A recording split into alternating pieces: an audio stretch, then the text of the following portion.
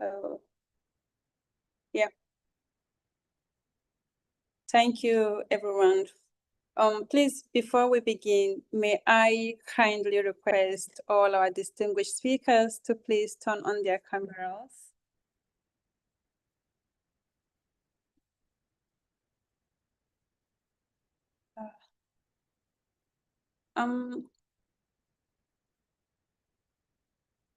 Thank you very much. Please, may I kindly request the speakers to turn on their camera?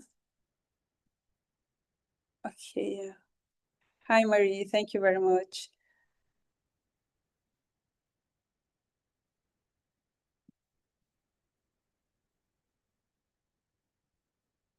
I can't see Faith. Faith, are you here with us?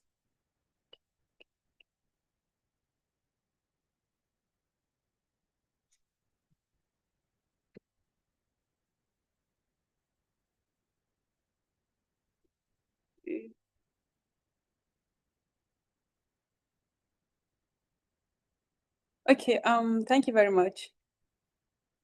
Good evening, distinguished speakers, esteemed guests, ladies and gentlemen.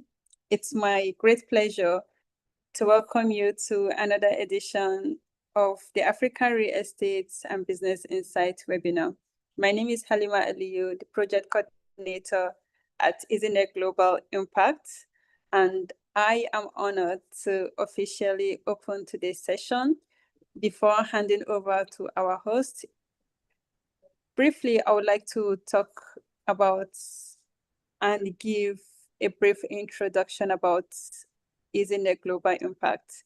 EasyNet Global Impact is committed to driving sustainable development across Africa by creating platforms that promote knowledge exchange, strategic partnership, innovation, and investment opportunities. And one of our flagship initiatives is the African Real Estate and Business Insight, RB. It's a knowledge-sharing platform established to facilitate meaningful conversation on the future of African real estate and business sector.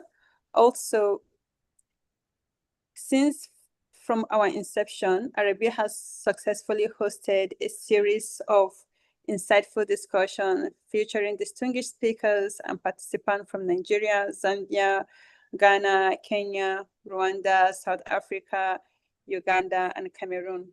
This session have brought together industry leaders, professionals, policymakers, academics, investors, and development stakeholders, creating a dynamic platform for exchanging ideas, sharing diverse perspectives, and addressing the emerging opportunities and challenges shaping African real estate and business landscape. At RB, our mission is to strengthen African real estate ecosystem through dialogue, knowledge, and collaboration among African stakeholders. Today's seminar is themed Land, Legitimacy, and Value, Navigating Ownership, Culture, and Urban Growth in Africa. This program will run for 1 hour and 15 minutes, which will also have an engaging panel discussion followed by an interactive question and answer section. We encourage our audience to submit your questions through the chat box via Zoom anytime during the program, and our speakers will address as many as possible during the question and answer. Thank you once again for joining us today. It's now my pleasure to hand over to our host, who will guide us through the rest of today's program and introduce our distinguished speakers. Thank you, and over to you, AS Yunusa.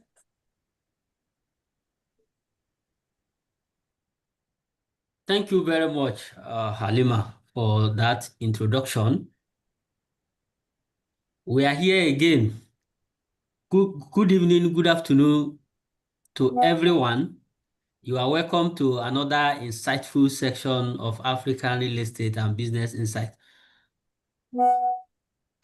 First of all, I have to appreciate all of you for investing this time with us. It's not an easy task to come out here to listen to us or even to share your knowledge. Personally, I have to thank ESV Osilama for accepting our invitation despite your tight schedule. And also thank you for the support you have been rendering since we started this program. You have been coming to attend and listening to our conversations. Today, Thank you team, very much. thank you very much, Amayoga. You're highly welcome. Today's theme, which we tagged as land, legitimacy, and value, navigating ownership, culture, and urban growth in Africa. As a stakeholder in the real estate ecosystem, I believe that every liberation on real estate generally and every growth concerning it will start from the land. Land is fundamental to our economic development. We deliberately left this team to the middle of the year so that by then we have experienced the business landscapes and our speakers should have a lot to dish out to us. As I earlier said, I have wonderful people with me, which I will quickly introduce before we move proper into the business. It is in my singular honor to introduce ESV Osilama, one of most respected African real estate leader here from Nigeria.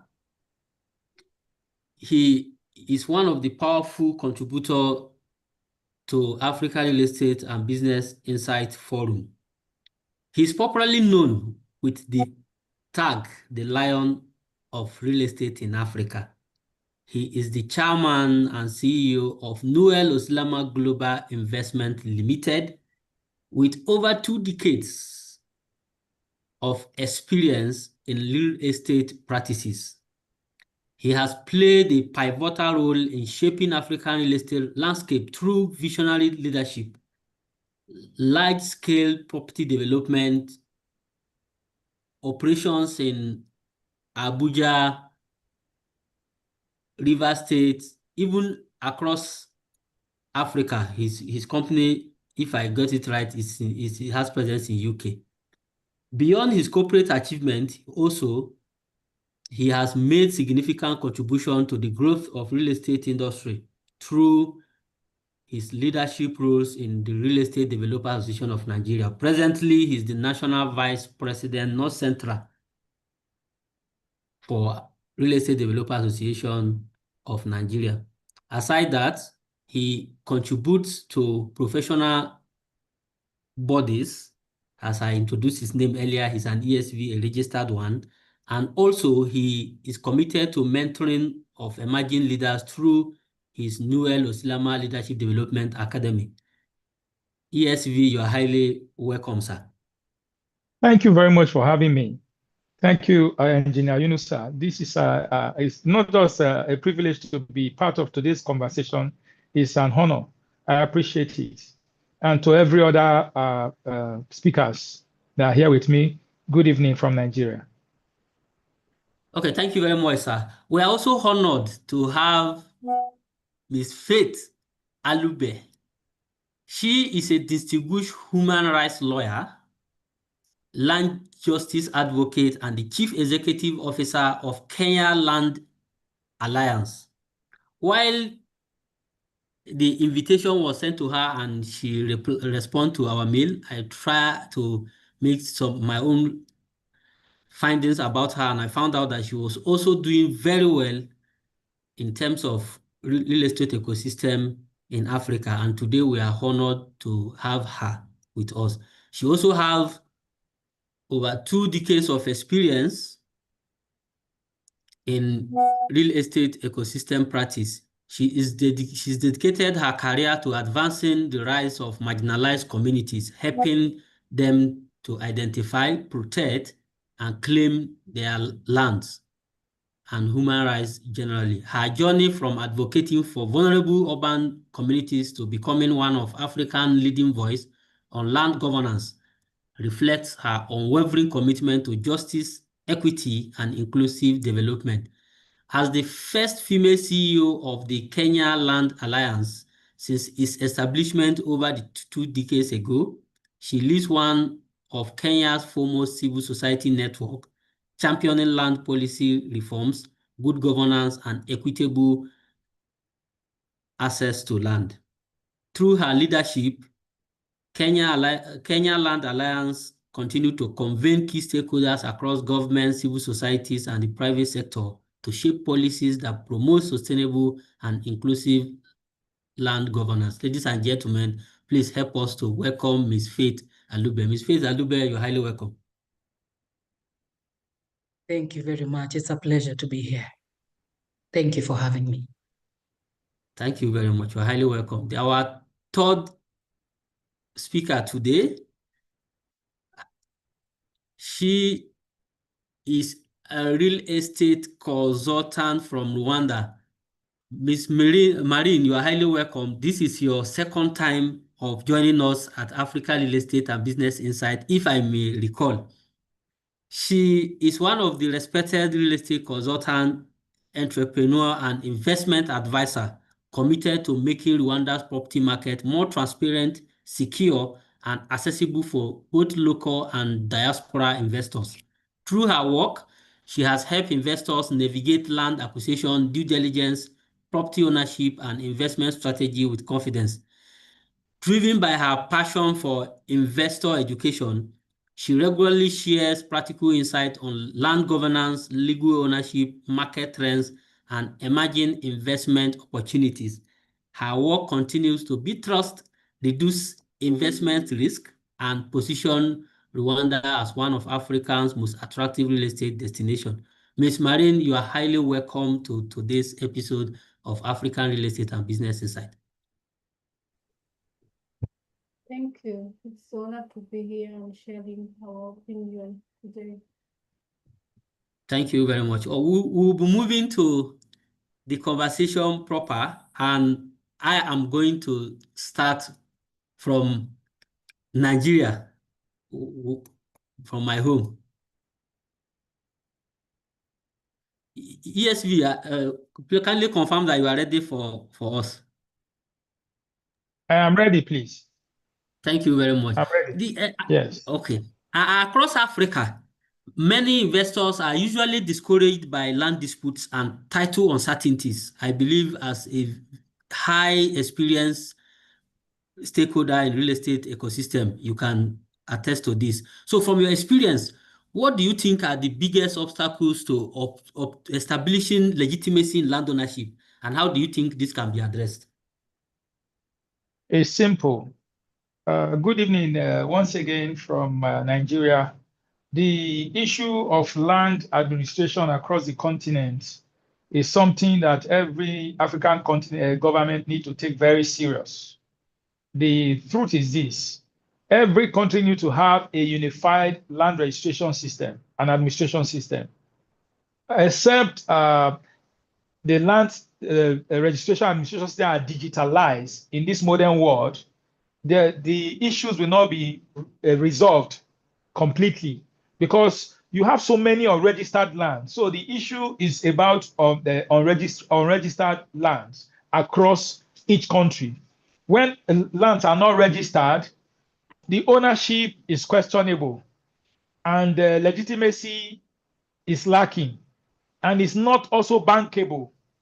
So it's almost like it's useless apart from the fact that you can build on it if it's a community land. But in a more civilized environment where you have a town planning authority like agency that is regulated, you will also require some approvals to do that. So land registry is something that must be taken serious.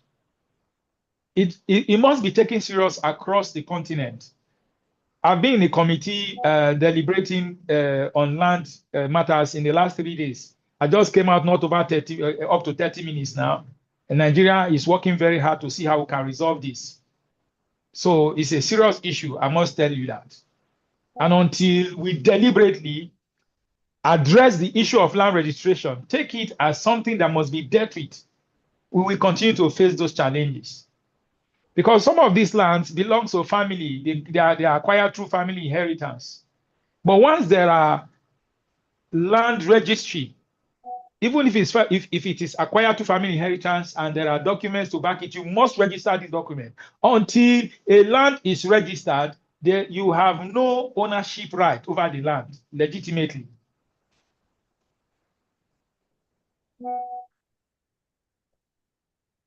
Thank I you very actually have much. something I would like to say. I have something I wrote down that I would like to share. But since it was a question you threw, I just wanted to respond to the question. You just take charge to share what you. Yes. Okay, good. Thank you very much. Yes. So when people say real estate is about location, I will always respond that in Africa, real estate is first about legitimacy. So a beautiful piece of land in the wrong ownership, with a wrong ownership structure, is not an asset. That is, this piece of land is very fine, but it has a wrong ownership structure. It's not an asset. Even though it belongs to you, it's not an asset. It is a liability waiting to happen. So it's a disaster going somewhere to happen. Across the continent, we have inherited multiple systems of land ownership that operate simultaneously. They are different.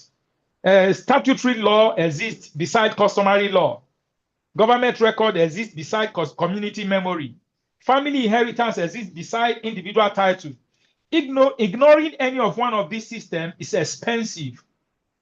One of the biggest mistakes investors make is assuming that the legal system alone determines ownership. In many African communities, legitimacy is social before it becomes legal. If the community rejects your ownership, your title alone may not protect your investment. That is why understanding African real estate requires more than knowing property law. It requires understanding the people, understanding history, understanding politics, understanding economics, and understanding culture. So understanding what land really represents. Land is never just land in Africa. Land represents identity. It represents heritage, family legacy, political influence, economic power, community survival, wealth preservation. Too many estate developers or construction people who are into property development, they reduce land to square meters and market value. Community rarely do that. Whenever we negotiate land, we are often negotiating history. What is the first thing local community think when they see land? You rarely see it as money, as other people do, as investors do. Usually it is ancestry, it belonging, future generation, respect, control.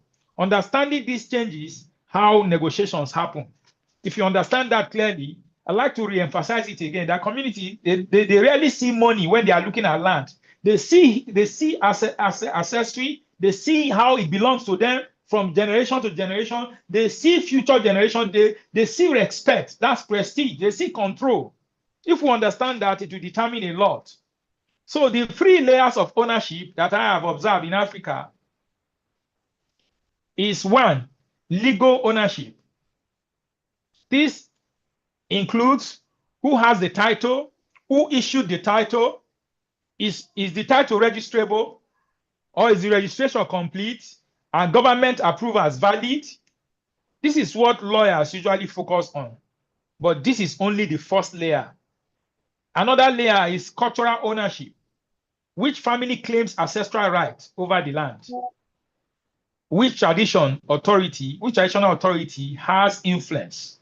What custom govern transfer? Is there unresolved family conflict in a particular land? Maybe somebody is interested in. Many investors keep all these layers and thereby run into trouble. They later discover that legal ownership did not eliminate cultural dispute on such lands. Another layer is community legitimacy. Does the community recognize the transaction after it is executed or consummated? Are youth groups supportive of that transaction? Do local leaders agree when you acquire a land, a parcel of land, maybe for farming? Was consultation genuine, or you just picked out somebody, or somebody just approached you that is in charge and you decide to follow up with him alone without consulting widely to be sure he has the right to represent the family or the community? A community can make development smooth. The same community can make development impossible. Why titles alone do not eliminate risk in land transaction, especially in Africa? This is one of the hardest truths in African real estate, but we must accept it. A title is evidence. It is not immunity. Some investors believe, I have my document, I am safe. Experience says otherwise. Real estate professionals must investigate. You must investigate multiple sales. That means the history of the land is very important. You must investigate it. You must investigate family dispute. You must investigate government acquisition. You must investigate litigation history. You must investigate boundary conflicts. You must investigate customary claims. You must investigate informal occupation. The smartest investors spend more money before purchasing than after purchasing. It is wrong for you to have purchased before you start spending money. Urban growth is another thing. Urban growth is changing every day, no doubt. African cities are expanding faster than many planning systems can manage. Because of urbanization, growth creates opportunity. It also creates confusion. Urban expansion effect. One, village land, farmland, customary holding, peri-urban communities, informal settlement. Today's remote village may become tomorrow's commercial district. That's transformation creates enormous wealth. It also creates enormous conflict. The collision between tradition and modern development. One mistake I see repeatedly in treating traditional institutions as obstacles, I disagree. Traditional leadership remains one of the strongest forces influencing land transactions in many African countries. Ignoring them rarely produces lasting success. Respect does not mean abandoning legal processes.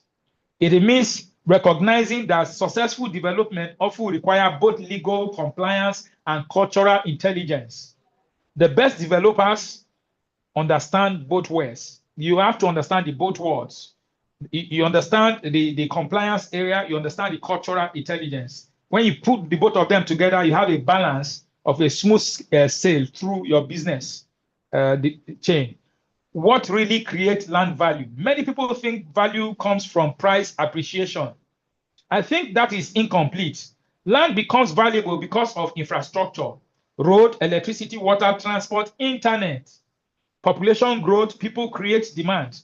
Buildings simply respond to it. Economic activity like jobs, commerce, industry, education, healthcare, all these things will be available. All these things, they create sustainable value that add value to the land. Government policy also, never underestimate government policy. It can be very detrimental, it can add value, and it can also be very devastating. One government decision can multiply land value within weeks. Another government decision can destroy land value within few weeks. Confidence. Market grows when investors believe the future is predictable, when it is stable and you can determine it. Confidence is invisible. You can't touch it, you see tangible, yet it affects price every day. Due diligence beyond document. My due diligence checklist always goes beyond paperwork. One, I ask questions such as, who lived here? Who claims ownership? Who disagree with this transaction? Who benefit from this sales? Who loses after this transaction? Who may return in 5 years to ask questions? Who signed the document of transfer? Who refused to sign? Those answers often reveal more than official records. Common mistakes investors keep repeating. 1, buying because everyone is buying. 2, trusting verbal assurance because somebody looks very good or is looking corporate and neat. 3, ignoring local politics and say it doesn't matter. I will get police to handle them. Or maybe use my friend in politics, in a very big office to deal with them. 4, ignoring family dynamics. 5, assuming government approval solve every problem. 6, prioritizing cheap land over secured land. Cheap land often becomes expensive after dispute begins. There are some issues, there are some disputes on land that I know that some of them have dragged for 10 years, 20 years. What happened to the money invested? The future of African land market, several trends are reshaping the continent. Digital land administration is already ongoing in so many countries. More governments are digitalizing records. This improves transparency, but does not immediately eliminate historical disputes. Regional investment, cross-border investment, investors too increasingly view Africa as one investment destination rather than separate markets. This increased demand. It also raises expectation for governance. There's also the advantage of smart city. New urban development will reshape investment pattern. However, successful smart city still demand solving traditional land issues. Technology cannot replace legitimacy, but it will checkmate illegitimacy. That's the difference. Climate change, flood zones, coastal erosion, agricultural shift, environmental regulation, all of these increasingly influence land value. Ignoring environmental risk is becoming an expensive mistake. Leadership responsibility of real estate professionals. I listed some of them. We should not merely sell land. We should build confidence. We should reduce dispute. We should educate investors. We should promote ethical transaction. We should help communities benefit from development instead of becoming victim of it. Our responsibility extends beyond closing deals. It includes strengthening trust in Africa property markets. My closing thoughts: Africa is one of the greatest real estate opportunities of our generation, but opportunity without legitimacy becomes conflict. Growth without planning becomes chaos. Development without community becomes resistance.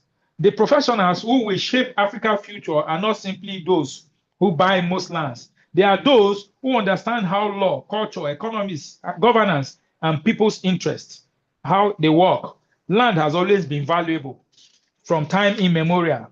The question is whether we are creating value that communities, investors, and future generations can all recognize as legitimate, or we are just creating value that will fade away with us. Because once it becomes a disaster like a court case, then it's no longer value, it becomes an issue.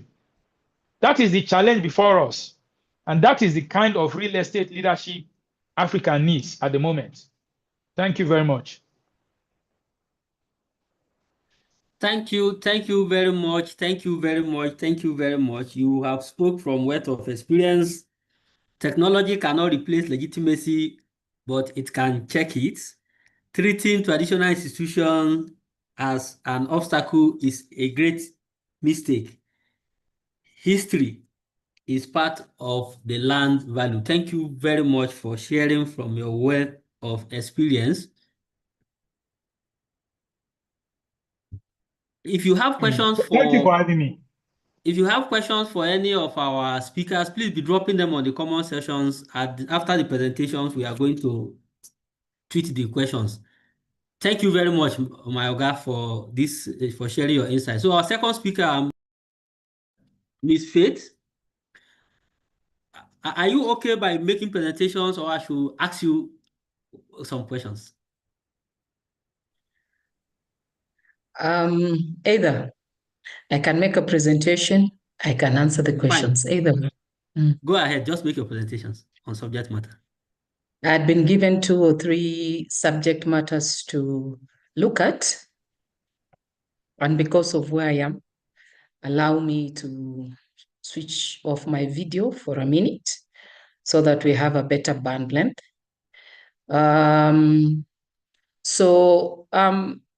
I'd like to reflect on certain aspects of land and investment, and the previous speaker has also ventilated some of these issues.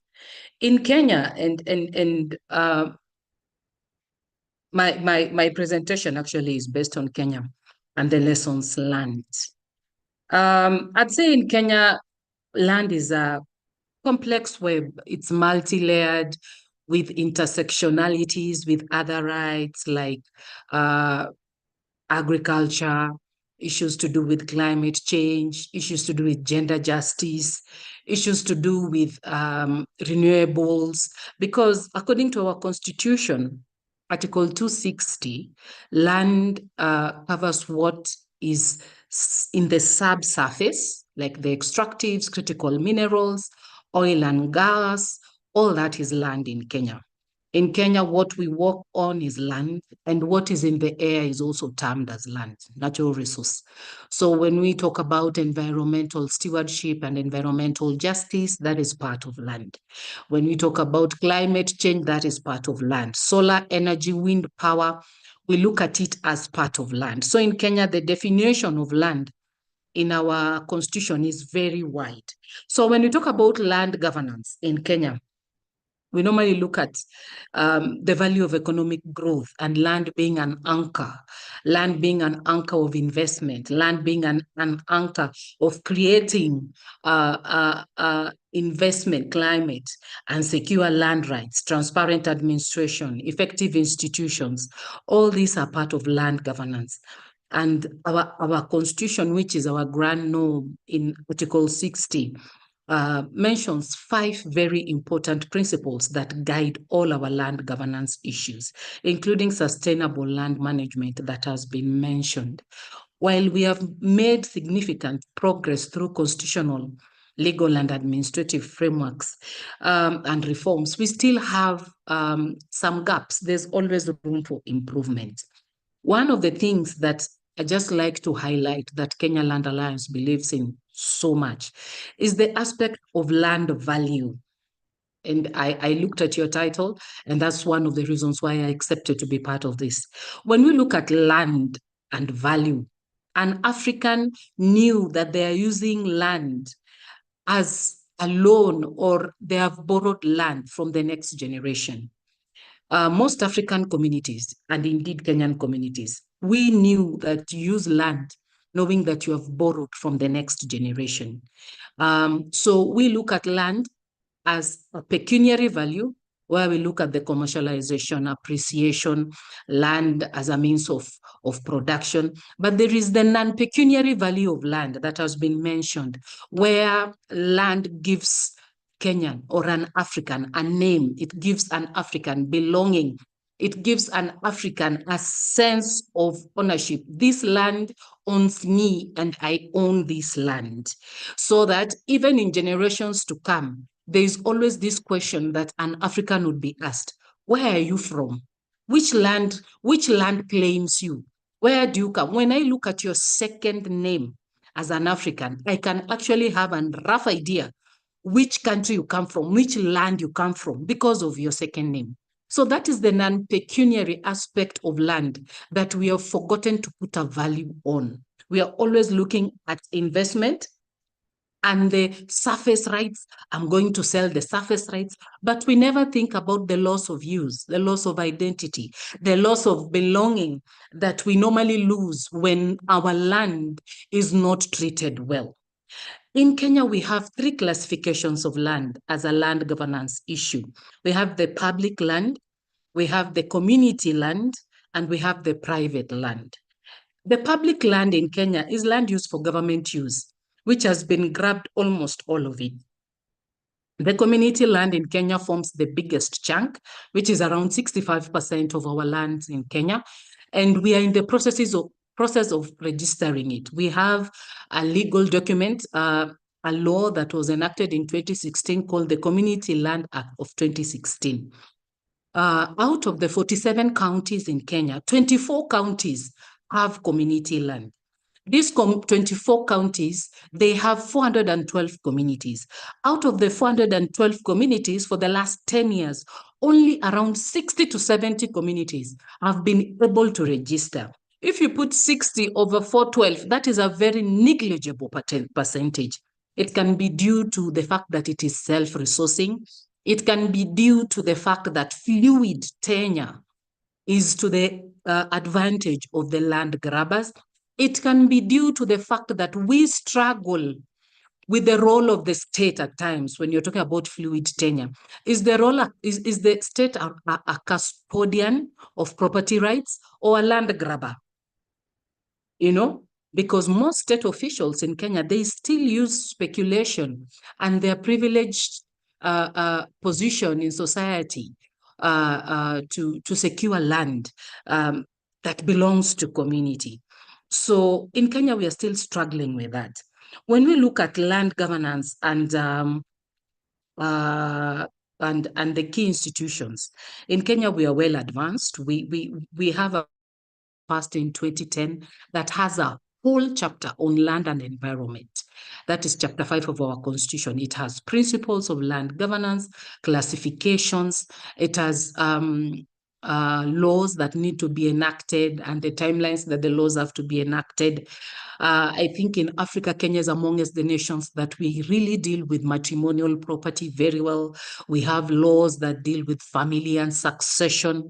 We have laws that even deal with environmental stewardship and the approval processes up to parliament. We have ministries that talk about, land. We have National Land Commission. We have Ministry of Mining, Blue Economy. Despite all these beautiful pieces of legislation, we still have an enforcement problem. It's more of political goodwill, but I know that enforcement is still a problem. We have so many laws, but when it comes to enforcement as Kenya, we are still struggling. When we talk about investment and land, there is a need to enhance security of tenure for investors to be more willing to invest, especially where ownership rights should be legally protected. In Kenya, we have an aspect we call the local content, where we say that every deal that involves an international company, 30% has to be owned locally. In our constitution, non-citizens do not own land. They can have leaseholds because we have leaseholds, we have freeholds. They can have leaseholds, but they cannot own land. But there is the aspect of colonial legacies that still haunt us up to date. There is the aspect of communities being acknowledged as stewards of these rights that we are turning more into a property right instead of a land right. And there is this conversation that we normally ask as Kenya Land Alliance: where do we draw the line between privity of contract and right to information, especially when you are dealing with large-scale land-based investments? Where is the line when you're talking about privity of contracts and the right to information? Which takes precedence? And if it is privity of contract, where is the social legitimacy of such contracts? And if it is right to information, where is the anchorage of investment as an indicator of growth for communities? There is need to promote transparency. In our constitution, transparency and accountability runs through as a theme. We even have a whole chapter 6 which talks about land corruption. Land corruption is an issue that is like a cancer in my country, whereby you get, even as the ongoing digitization goes on, we have an app, digitization app, which we call Ardhi Sasa. Ardhi Sasa would have worked if it does not entrench skewed land ownership or if it does not entrench historical land injustices. We have a problem with identifying rightful owners of leaseholds. Ardhi Sasa is more promoted in urban areas where they are held by leaseholds. Some of these leaseholds are colonial legacies. Ascertaining the legality of some of these leaseholds is something that needs more time and more investment to go into it. I'd also say, when you're talking about land and investment, we have to look at sustainable development. There has to be proper land use planning, which balances the economic development with environmental conservation. In Kenya, we have community-led conservation that communities receive the short end of the stick in spite of these beautiful pieces of legislation. For example, we get communities that engage themselves in conversation that do not include community benefit sharing mechanisms. For instance, in investments around carbon credits, in investments around community-led conservancies, where communities sign away their land for 100 years, 200 years, for it to be used as a carbon credit harvest area or as a community-led conservancy, one of the questions we normally have as experts around land justice, we ask, what is the unit of trade when you're talking about carbon credits? Is it so high level language that communities understand or they do not understand? Do they engage with the conversation on a bread and butter slant? Or do they engage in the conversation as equal parties to a conversation or a contract? Is it still skewed? Is it something that neocolonization is lying to us that it is an investment and it is, in fact, we are being colonized again, colonized in our minds, being advised that, you know, money is better. So don't look at where the money is coming from. And if you know revenue from the source, you just care that you get this money. And if you don't enter into this contract, you'll not even get the pennies that you get, because we don't know what is claimed at the source, especially in the carbon credit conversation. When you talk about access to credit as an advantage of land governance being implemented when talking about investment, there is always a blanket conversation which we make as people who work in the real estate. Land is sure collateral of credit. But with the recent happenings in Kenya, and we have a ruling from our Supreme Court, a title deed is not absolute. A title deed needs further investigation. So credit and land as a collateral has been challenged by a precedent that we have. In terms of investment in Kenya, we have several sectors. We have agriculture, we have real estate, residential, commercial, and industrial developments, where we have upcoming real estate in the colonial estates in the city center, in the capital city in Nairobi. There's even plans to bring down 10 old estates and put up high rises. And some of the investors that have been mentioned are notorious to acquire huge tracts of land across Africa. So some of these concessions, they're still not public. And we start asking ourselves, where's the access to information aspect? That is a right. It's inherent because it's a civil and political right to be informed, to make informed choices, to make informed decisions as Kenyans. The process is still skewed. We have the manufacturing sector that talks a lot about investment and how to invest in land. We have tourism, where we have hotels, resorts, and eco-tourism projects, like I have mentioned, community-led conservancies. We have renewable energy. In Kenya right now, we have extraction of green hydrogen that is being extracted by investors. Most of the communities do not even understand what green hydrogen is, and they do not understand the process. All they know is that the land that they never used to earn from is giving them some sort of remuneration or some sort of compensation. And my question has always been, it's an investment. We are not against investment, but an investment that causes harm to a community is not adding value in the long run. If a community in Kenya can engage in green hydrogen extraction, which they do not understand, then the concessions and the contracts are skewed because the parties are not equal when entering into such concessions. We have climate change projects, which I've spoken about. We have carbon credit business, which is booming. We have large-scale investors who come to Kenya to purport to pay communities. I'm using the word purport intentionally. Purport to pay communities, then they claim some sort of points from some sort of body that they are dealing with climate change issues. Most of these actors emphasize on mitigation rather than adaptation. So I normally ask myself, my grandmother used to understand adaptation since she was a small girl. What are we talking about when we talk about these huge instruments with big English? What about the indigenous knowledge? What about the indigenous communities that have always been known to appreciate land and to be able to manage their lifestyle? just as they are, without any instrument signed in whatever capital city or whatever boardroom. What about adaptation? Why don't we fund adaptation to disseminate more indigenous knowledge? So we still have land ownership disputes and historical land injustices in Kenya. We still have fraudulent land transactions and fake title deeds in terms of balloting and double allocations. We still have slow and costly land registration processes, systemic or deliberate, and at times some are just not making sense.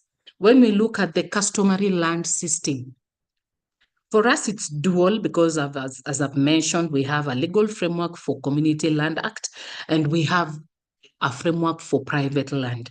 So on the customary land system for Kenya, we respect the traditions, the customs, the practices of local communities. We understand the stewardship and pastoral areas and the essence of these practices. And in some areas, even land is communal, and it's managed by locals. In the statutory land system, we understand that there is need to formalize and protect using a title deed. But as Kenya Land Alliance, we normally insist that a title deed endorses an existing right. Because if you are an indigene of a certain land, a title deed cannot give you a right that is already inherent. It endorses a right that you already have. So communities have to find a way of acknowledging and appreciating the inherent ownership first before they even start talking about titling, because titling endorses their inherent rights. What are some of the strategies that we do in Kenya to balance the customary land tenure and statutory? We recognize customary tenure. We ensure that there is FPIC, free, prior, informed consent, especially where there is large-scale land-based investments. There has to be FPIC. When we talk about land registration, there has to be very clear processes that are inclusive and participatory, because we believe that if a land registration system is weak, then the weakest member of that community is not protected and their rights are not recognized. So it is not registration, because registration protects a certain entitlement. If the entitlement does not capture the weak member of that community, then there is a problem. And under certain provisions, we look at women, we look at people who live with disabilities, we look at women who've been divorced and women who are widows. We look at them as the weakest member of that community, that the registration has to protect them. As I conclude, when I look at community legitimacy, if we do not have community legitimacy, I have seen instances where communities have arisen and blocked company operations because they feel they are not part of the discussion. I normally insist on the tripartite agreement between the community, the government, and the investor. If the tripartite relationship is not as tight or as essential as it should be, then such investments risk being brought to a halt, or such investments risk not breaking even, because the tripartite relationship makes sure that every actor, key actor of the relationship or the investment is comfortable. If they're not comfortable, then the investor can be investing for nothing. When we talk about social cohesion, if we do not have social cohesion, then the investment can go at a loss. Mostly there are some instances where an investor can fund factional politics, where you fund this faction to fight against this faction to make sure as they fight, you are investing. But that does not help the investor either, because eventually both factions will notice who the enemy is, or those fights will grow and have their own lives and affect the investor.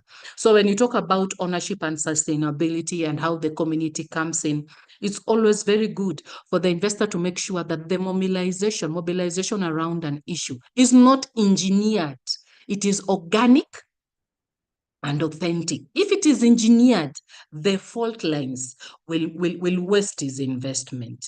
So in terms of policy and legislative framework, we have a lot of policies, as I've mentioned, and the unequal distribution of land is still present because it's a colonial legacy.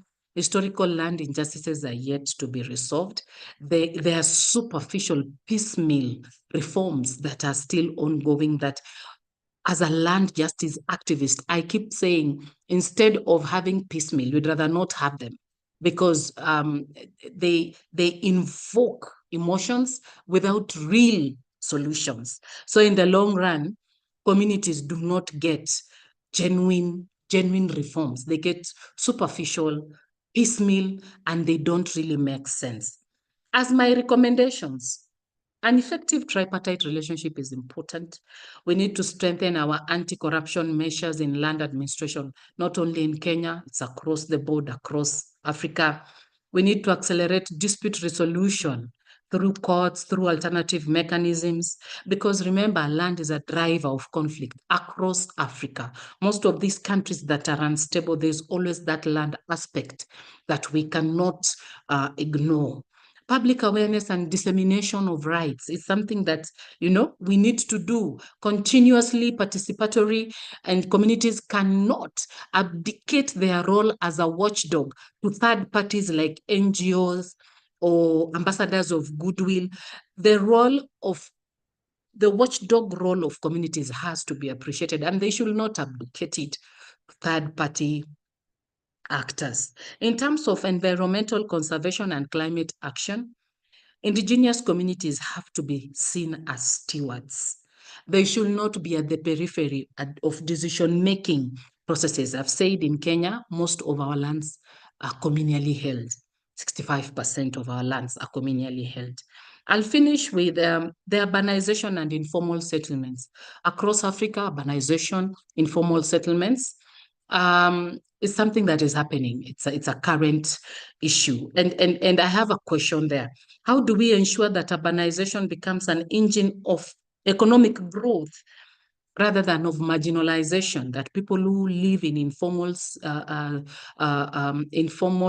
areas, they are marginalized, no service delivery, no recognition, no entitlements. In Kenya, we have World Bank projects that ensures that joint titling is done around informal settlements, because they look at interest in terms of if you are a user, or you can access, or you can control, but there is no ownership. So how do we expand the several interests that we have when you're talking about property rights to sustain ourselves as Kenyans and as Africans? Another question that I'll finish with: what is the role of the state? In Kenya, for instance, at times the state is a land grabber. Apologies for using such crude language. But when we have processes of land acquisition that are not transparent, there is no any form of conversion, communities are not involved, it becomes like the state is just taking. Yes, we know there is the principle of eminent domain, but if there is a settlement and there is arbitration in good faith, I think the state should engage the communities further so that they do not land grab. So what is the role of the state vis-a-vis the role of the state as a custodian of property rights? And my last question is, as Africans, as Kenyans, as we pursue registration of community lands, do we prefer regulated commons or unregulated commons? Because when we look at regulated commons, it has its own advantage, and investors might prefer that, but is it good for communities? And when we have unregulated commons and we are growing, population is going up, is being unregulated common, as we continue digitizing, does it fit the community and their interests? Those were some of my thoughts as I was just preparing for this talk. Thank you very much.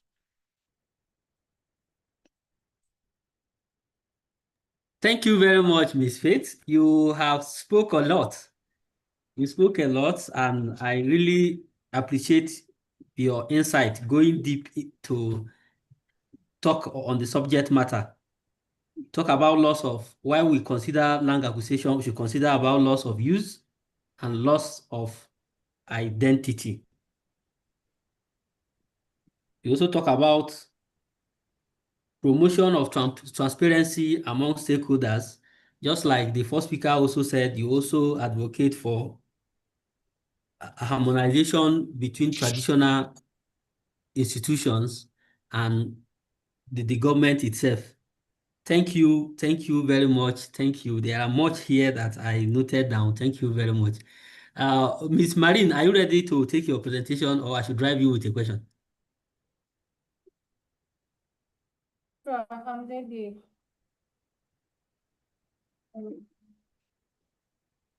Drive to the presentation and answer some questions if there is. Okay, I should drive you with a question, right? Yeah, it's okay. Oh, okay. That is fine. My question is, Rwanda is often cited as one of most transparent property market in Africa. So what lesson do you think other Africa countries should learn from Rwanda's approach to land administration and investors' confidence? What do you think other Africans should learn from the practices of Rwanda property market? Okay, thank you. Thank you for that question. As you mentioned, Rwanda has been recognized as a transparent in real estate market for investors and even for local. So for me, as a real estate consultant, I think land governance policies is a center of land legitimacy. When government cannot set laws and policies that can govern land, that can set how land legislation is going to be, land administration. So when country doesn't have land legislation process, it's going to continue to be a problem in Africa. For example, as other panelists says, some countries like Nigeria, there is lack of low level of land registration, which means there is a lot of conflict through land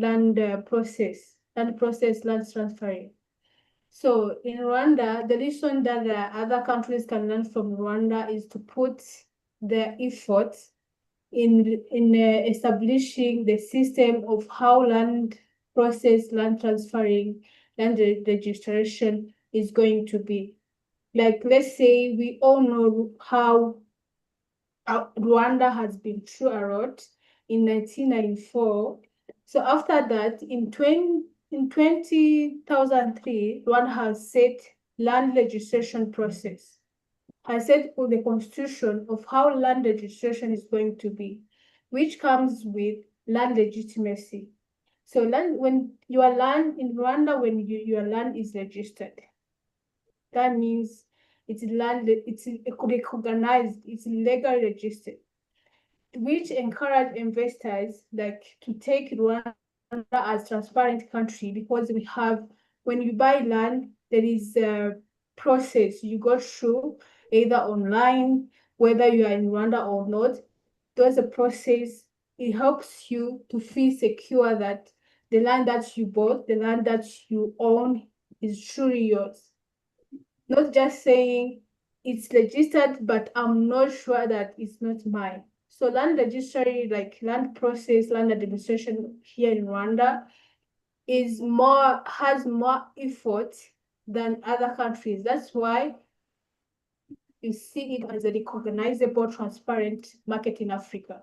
So land governments must be serious on land registry, as Osilama says before. He talked a little about it, but land registry is a part of land registry process, land administration. How do you own property in Rwanda? How are you going to call land yours? So we have land administration, how inheritance work, how land, like when you buy as a foreign, how you work, how much you need to buy. So I think other countries must learn to that process of land administration. So I'll come across about also master plan, about Rwanda has set master plan. When we say master plan, it started from like master plan that indicates how land is going to be used. Not every, if you own land, it's legally established under land use, zoning regulation. If it's agriculture, you know that I own this land under the land use of this certain use. So I think other African countries can learn from Rwanda to plan ahead how land is going to be used for land management, as our panelist Faith says. So we have to think ahead about how land is going to be used by establishing master plan. Master plan has, as you mentioned, UNISA, you mentioned that Rwanda has recognized as most transparent country in Africa in real estate investment. Yes, it's true, because Rwanda has master plan. When you're an investor, of course, you know where you want to invest. Of course, you want to invest either in agriculture, you want to invest in residential, you want to invest just in different form of real estate investment. So when you know that this country has this form of a master plan, I'm sure that I'm going to invest in this certain area without fighting with anyone. I'm protected with laws. It attracts and it makes Rwanda to be recognizable as a country that has a framework in land administration, which increase the land legitimacy in ownership process, and it increase the value of land, because the more you understand the land use of your property, the more it increase the value of your land. So according to what Oslama says, as saying that land is not only just location, we have to understand land is a culture, heritage. It's just from generation to another generation. Even though it's from generation to generation, Africa, we have to understand that we are growing. We need to develop in one way or another. So that means if other Africans says land is not only location, land is from one generation to another generation, we protect it by setting those rules and policies that is going to govern, by setting master plans, by setting how land is going to be transferred, either for e-system, because in Rwanda we have e-system of how you can check if that land is legitimacy before you pay your money. I'm talking about investment. So when you check before, like you pay your own money, you are sure that the person owned this land. The person owned this land, there is no dispute, because that in each system, we have a system where we check if land is has a collateral, has caveat, has a encumbrance on it. So I think other countries, as you ask in your question, how to learn to set the serious regulation to govern their land, but again, they allow their citizens to use their land in a way of regulation as they have said. Thank you. Thank you very much, Marine. With what I took from you, the land process in Rwanda is highly digitalized. I can attest to this because I met someone last year. We are discussing about land and we verify land, even right here from Nigeria. So I can attest to that high level of digitalization in Rwanda. And you also talk about other Africans should think ahead, a master plan for the whole country. Then I also took note of an equation from you that legitimacy is directly proportional to value. When legitimacy is high, the value will also increase. Thank you very much. Thank you very much, all our speakers. On this note, I'll be taking our wrap up. What you just a 2-minute summary of what everybody thinks that the audience should go with, and then the audience prepare your questions, if any, and drop them on the comment section, because as we take this final note, we are going to round up the session. So I'll be taking from the first speaker. If you are still on the call, please, what is the final message are you leaving us with? Is our final speaker still on the call? Okay, our second speaker, what's your final message to us, to our audience? What did you want us to go home with in this conversation? Apologies for taking a little bit long. I didn't have a timer on, and it's my pet subject. So I talk about land a lot. But what I'll say is that an investment that harms the community is not an investment at all. As land justice propagators, we should appreciate that land identifies us, land gives us a sense of belonging, and as we invest in it, it should not cause any harm. So we should, each of us, play a role to ensure that land justice becomes a reality. Thank you very much. Thank you very much, Ms. Faith. Land justice should become a reality. Thank you very much. That is duly noted. Ms. Marine, what's your final note?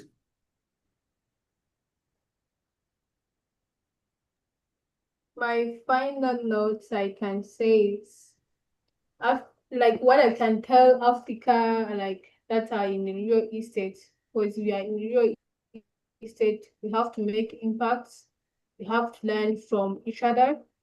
So what I can say, Africa, yes, is the greatest real estate is Africa's greatest real estate is not simply its land, it's built on its trust around it. So which means that Africa is attracting investor, is making us feel like we are growing, but we have to feel like we are confident in a property that we own. That's why different governments, different people that are activate in land policies, they have to take a spot of making serious, I can say serious legal policies to protect their people in how they can they can use their land to protect generation today and coming generation. That's what I can say. Thank you. Thank you very much, Ms. Marine. Despite attraction to Africa, we should try as much as possible to build confidence, and also we should use our land as protection. That is taken. To our amazing audience, any question, did anybody that have question concerning land legitimacy and value, or you have a contribution to make in 1 minute, kindly indicate so that we can wrap up the section. Anybody? Yes. Okay, Mr. Samuel. Yes, please. Okay, I joined with an interest because I'm speaking from Ghana right now. And in my country, I see that we are not managing land well. We are rather abusing land. Everyone wants to acquire land and build. And sometimes when we look at structures that are put on a land, which would have probably been a story building of 10, and you see something on, we are abusing land and we are not even making our cities and our towns beautiful. So as African real estate and business, do you have a passion for real estate literacy education for Africans?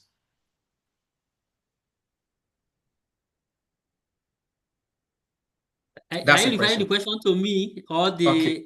I'm directing the question to African real estate business.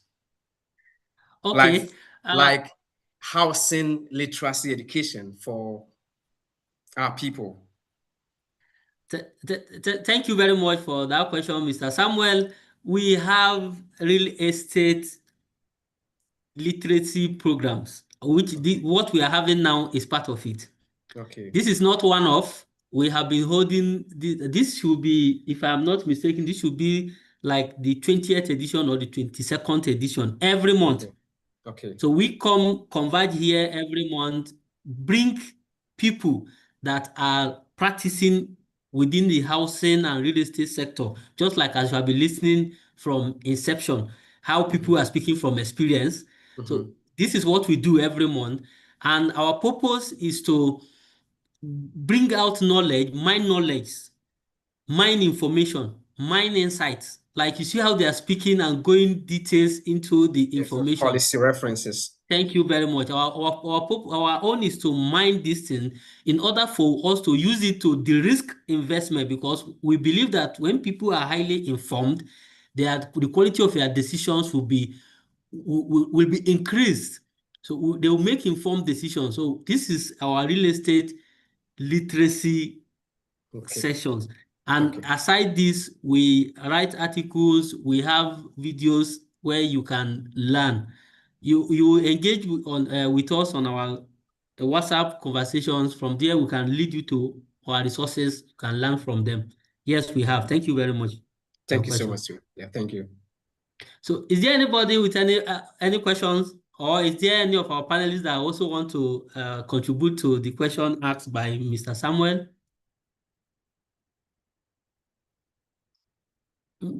Mr. Samuel from Ghana, last month we hosted, is it last month or upper, we hosted a speaker from Ghana, also on bankable projects. So maybe probably next month we'll have someone from Ghana again. So thank you very much, everyone, for taking out your time to participate on this month edition.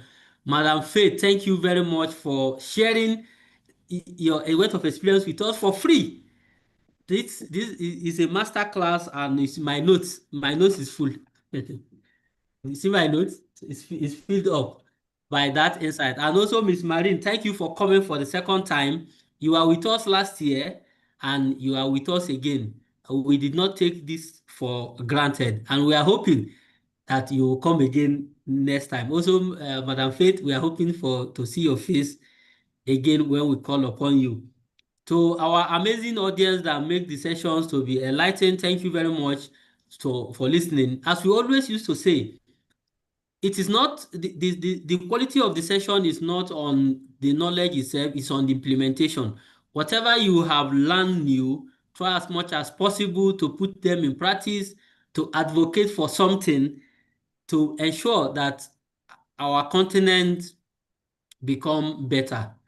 Until next month, August, I remain AS Yunusa. Halima, over to you. Thank you very much. Well, as we come to the end of this insightful section, I would like to extend my sincere appreciation to our distinguished speakers for sharing their expertise, experience, and also thank our host, AS Yunusa, for guiding us into this section. To everyone who joined us from across Africa and beyond, thank you for your participation and engagement. Your presence and contribution continue to make RB a valuable platform for learning and collaboration. I wish everyone a good day and have a wonderful, great weekend ahead. Thank you. Thank you. Thank you. Everybody can now network among each other, network among yourself, collaborate among yourselves.